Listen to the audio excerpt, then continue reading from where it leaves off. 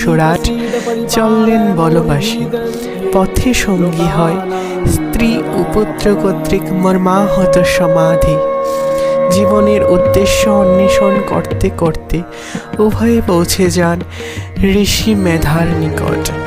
দৈবচক্রে শ্রবণ করলেন দেবী মহামায়ার মহিষমর্দনের আখ্যান। শুনিয়া ভাগবতীর লীলা ভক্ত বৎসল রাজা সুরাট করিলেন দেবী মহিমার আরাধনা। সেই মাহেন্দ্র লগ্নটি ছিল চৈত্র মাস তথা বসন্তকালের শুক্ল নবরাত্রি তিথি।